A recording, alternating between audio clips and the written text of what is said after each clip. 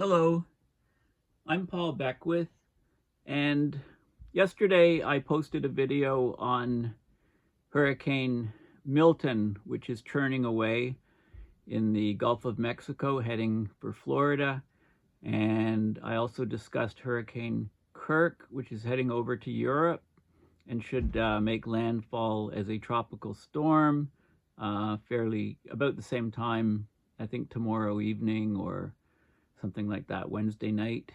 And there's also Hurricane Leslie going on, so it's kind of unprecedented for October to have 3 of these major storms in the North Atlantic or, and Gulf of Mexico simultaneously. So I'm going to give you an update on the Gulf of Mexico hurricane because I want to talk about some of the physics and the science behind, what is happening with this storm at the moment, and where we can expect it to shift. Just a few moments ago, it regained strength to Category 5. Late yesterday, which is Monday, and into the evening, it sucked up some dry air, I think on the right quadrant, and you could actually see the signatures on EarthNullSchool, and that it did an eye wall replacement, which generally occurs and then the storm gets larger. So, there is a shuffling of energy in these storms as they're transitioning into different types of storms. So let's look at some of the physics here. So again, this is EarthNullSchool, and you can see Hurricane Milton here. It's just past the Yucatan Peninsula. This is Leslie, I believe, and this is the Hurricane Kirk, which is kind of heading up. It'll head up this way into Europe and as very high winds and a tropical storm. So all these things are kind of unusual. Now, if we focus just on the hurricane in the Gulf of Mexico, what we're looking at is we're looking at in the air, looking at the winds at the surface. Okay, and you can click on any spot to get the wind speeds, etc. And you have to read them with a grain of salt because you'd have to focus in on, like, the structure isn't there, so when you're clicking you'd have to really zero in on this storm to, let's do that. Let's see what we do when it updates, so you can see the different, right? So you can see the areas where this is speeds in kilometers. You can just click on the units and switch to meters a second or knots or miles per hour, etc. Okay, so you can see general characteristics of the storm by just changing the scale there. And what I wanted to do, this is offset now, so let me close this and let me create, let me copy this tab.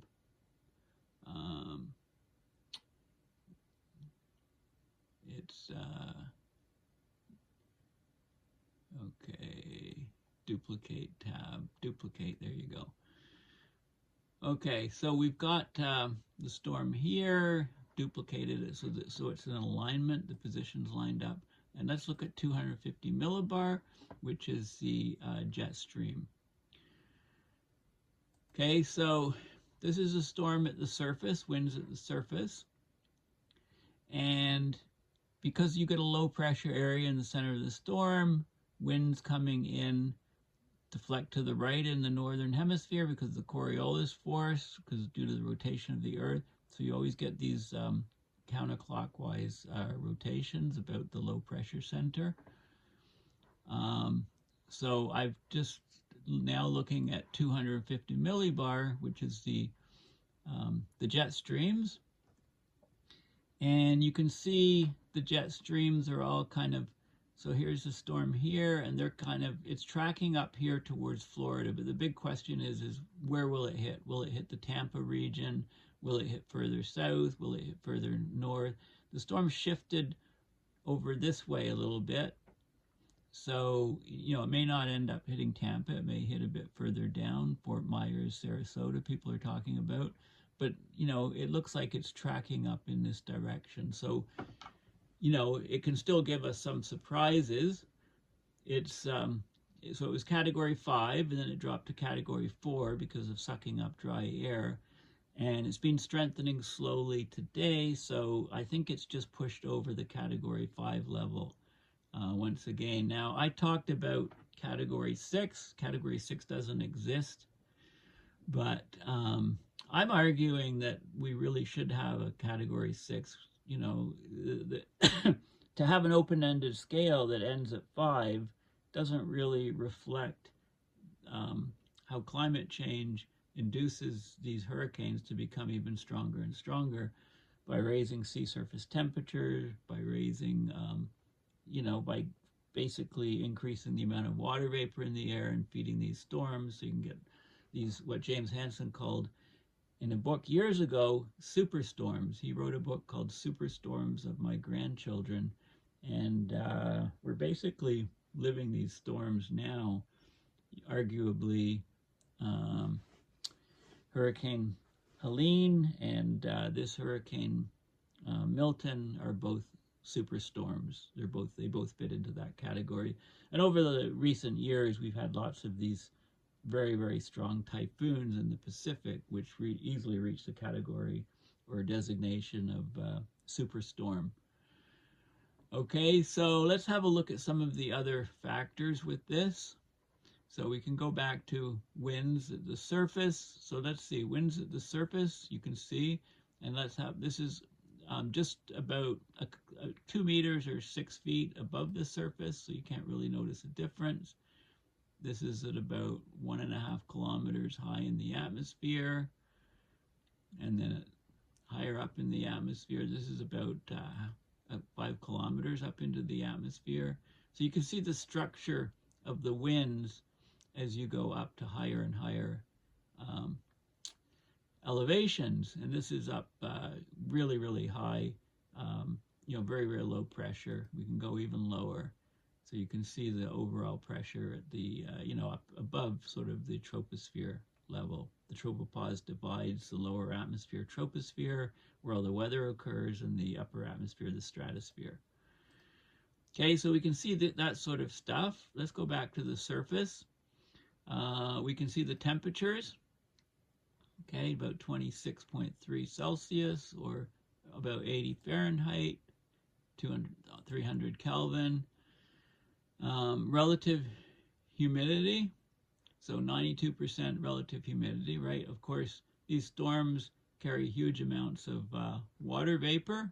Water rises by convective uplift in the hot air and condenses into droplets and forms the clouds and releases its latent heat or stored energy, which fuels these massive storms. There is a dew point, the temperature you would lower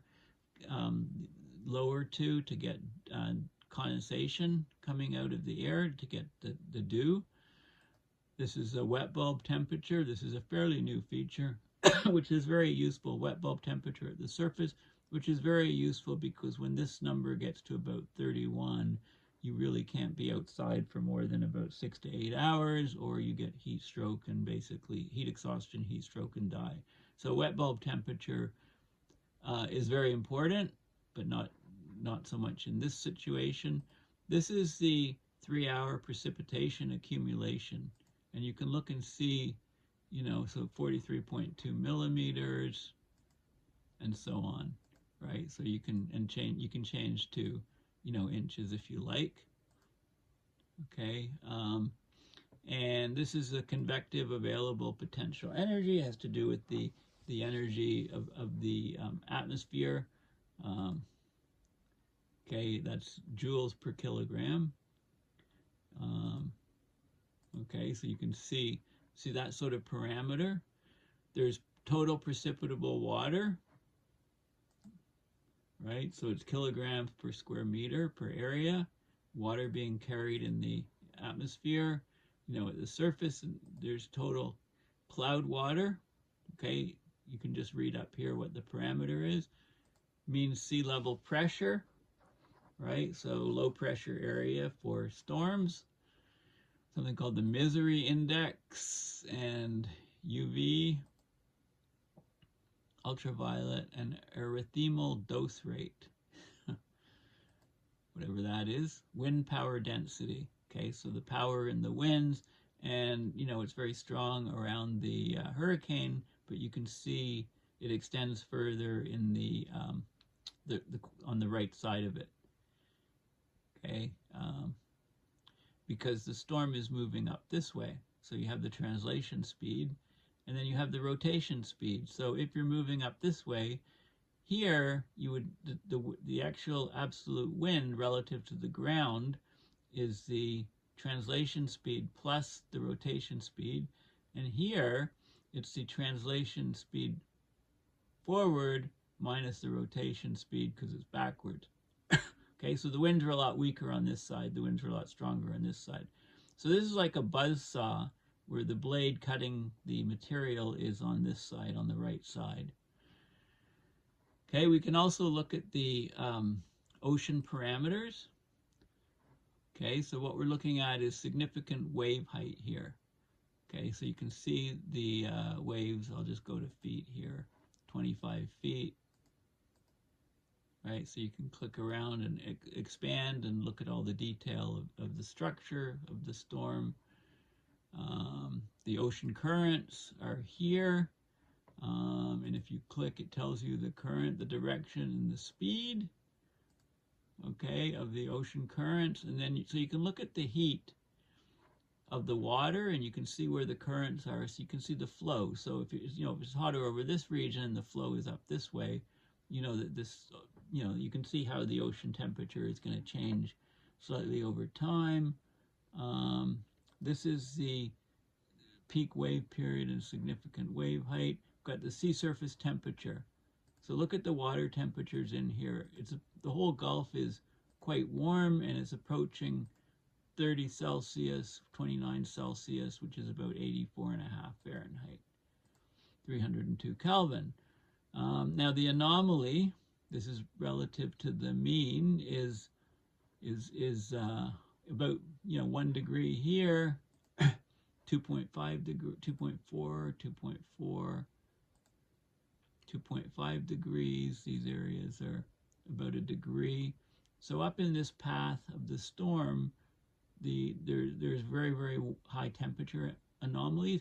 Anything over 26.5 Celsius leads to a strengthening of the storm.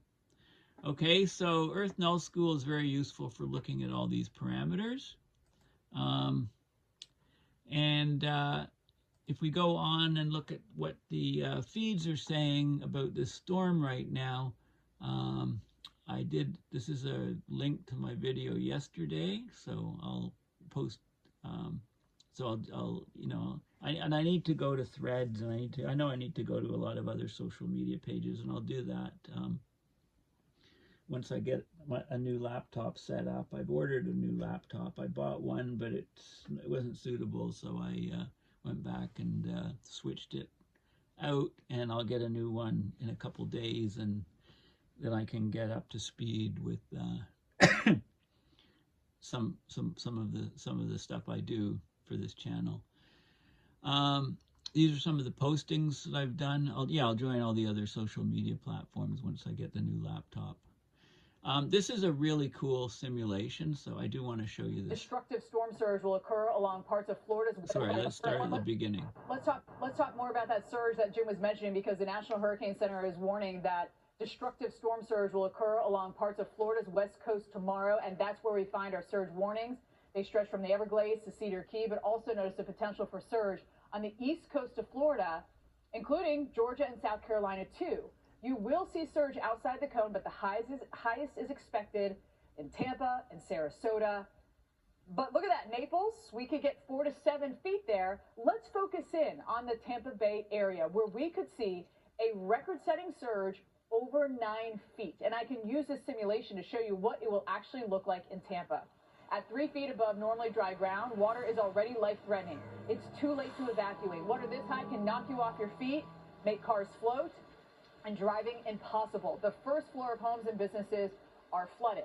Unfortunately, the water is expected to rise even higher at 6 feet above the height of most people. Vehicles get carried away, structures start to fail. Just look at this. Anything could be in this water, sharp glass, debris, chemicals as well. The scary part is some areas could see surge values at 10 to 15 feet. And this takes us up to 9, and look what it does. At this level, the first floors of structures are completely flooded, and there are few places that it is safe when the water rises this high. We want everyone to know their evacuation zone, listen to local officials, and evacuate when ordered to do so. And Jordan, you made a great point last time. This is not just a calm water. You're going to have waves, even whitecaps, on the surge inland. It's going to be nasty. You could, trying to think that you could walk in it. Please do not think that, all right? This thing will carry you away, especially when we've got the forecast that could go up to 15 feet that Steph talked about. Okay, so very interesting simulation, and I hope people have the message and get the hell out of that region. I'll probably do a separate video on this. There's a new report, State of the Climate Report, Perilous Times on Planet Earth. I mean, the consequences are accelerating and taking off. If you haven't noticed, I don't think you need to be told. And it's all because of climate change that we've just shrugged off. And, lots of people say, okay, let's blame the fossil fuel companies, let's blame coal companies, the cattle industry, gas industry. But really, I think the biggest blame has to go to the media, because the media for years downplayed the risk of climate. They always wanted a second side by climate deniers, and they did a huge disservice to humanity. And now we're really, really in deep trouble from abrupt climate system change and approaching these tipping points. And, stuff's getting really real. As much as half of the consumer price index inflation is due to climate change destruction. Lots of immigration around the world is due to climates making people's home regions, countries uninhabitable, especially near the tropics. And national debt they're growing, and democracy's under threat. All of these things are happening because and what's really most amazing to me is climate denial. People have been denying climate change for decades and decades and decades, and suddenly we're getting these superstorms, and they're trying to attribute it to humans modifying the weather. I mean, it's really, if it wasn't serious, it's almost like comedy or laughable. I mean, it's absurdity. So anyway, I think I will cover this in a separate video. Just want to show you a couple things. So this is Hurricane Milton search, the latest. You can get lots of information on what's going on. It shows the evacuations of cars, and for the life of me, I don't know why they didn't open up the other roadway and have everybody going in the same direction. But maybe they've eventually done that. I don't know. This thing's going to hit Orlando, Disneyland, and somebody posted all of the power plants in Florida, a map, and there's some of them that are in the direct path. I mean, this is both coal and nuclear plants. So, we got a big deal coming here. And I just wanted to show you Kirk, not to forget about Kirk heading over to Europe. This is one of the paths. This is from a few days ago, the projections, and I think there's a more recent one here, the path. Yeah, this one here, it shows the path expected for Kirk. So, it's coming, before I think it was coming up and clipping, going through the English Channel, and now its path is moved a bit southward into Europe, if it tracks that path. Lots of good stuff. I mean, the mayor of Tampa said, if you choose to stay in one of the evacuation areas, you're going to die. Just telling people, that's what's going to happen. And because Florida is so narrow, we'll probably have hurricane force winds all the way across, and then it will go into over here. Look, it's category 3 projected here, category 1 when it gets over into the Atlantic after completely crossing Florida. And if you look at evacuation zones, pretty much the vast central part of the state is, they're telling people to evacuate either north or southward to Miami. Don't forget about Helene. Okay, there's still people without power for Helene. There's still some people without power. They'll just have these people, they're down to under 200, well, that's about 13, 26, 41, 97, 200,000 people almost still without power, since the storm struck, a while ago now. So,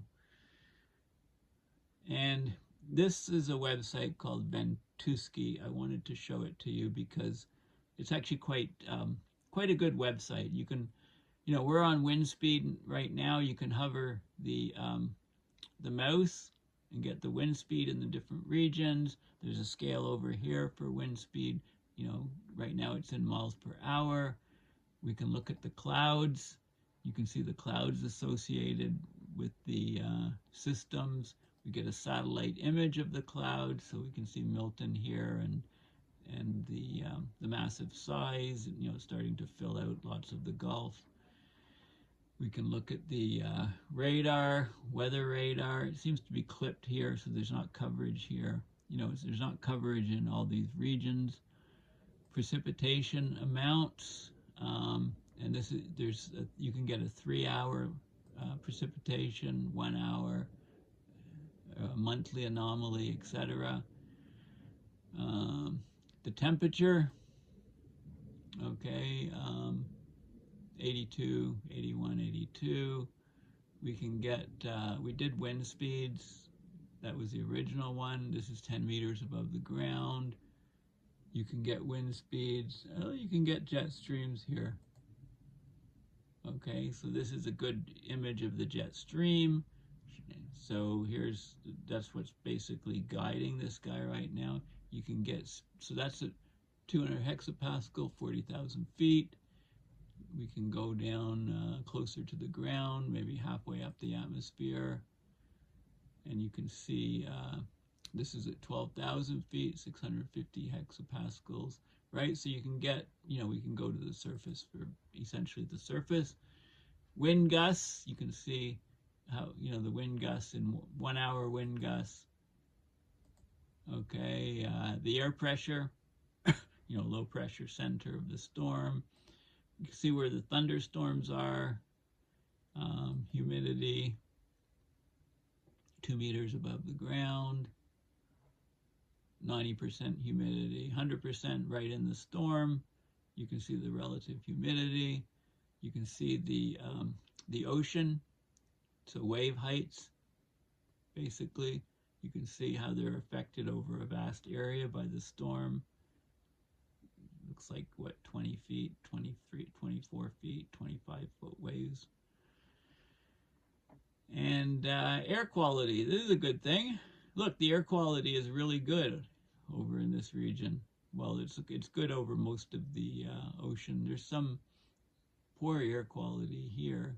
It's not, well, moderate, and then some of that, the wind direction is, the wind is carrying some of the stuff out over the Gulf. What's this? This is like really bad.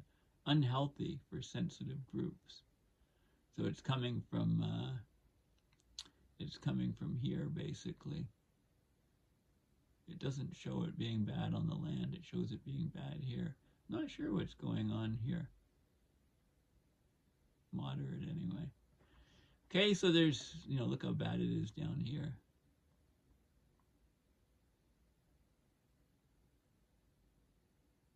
Yeah, there's parts of it, industry where it's bad. Okay, so Ventusky, the website Ventusky is very useful for visualizing all of these things and learning about all the different components of these storms. So anyway, this has been an update. This is a superstorm, very life-threatening storm, following very quickly on the heels of Hurricane Helene, and it could, it's yeah. I mean, seeing these superstorms so close together, that should maybe wake some people up about the dangers of global warming / climate change today. I mean, the effects are today. They're not 5 years in the future, 10 years in the future. We're seeing these superstorms now, and they're causing economic losses around the planet to huge levels. I mean, the estimates from AccuWeather and other places for Hurricane Helene are 200 billion and counting. Some, depending on where this storm hits, it could reach those sort of levels or even higher.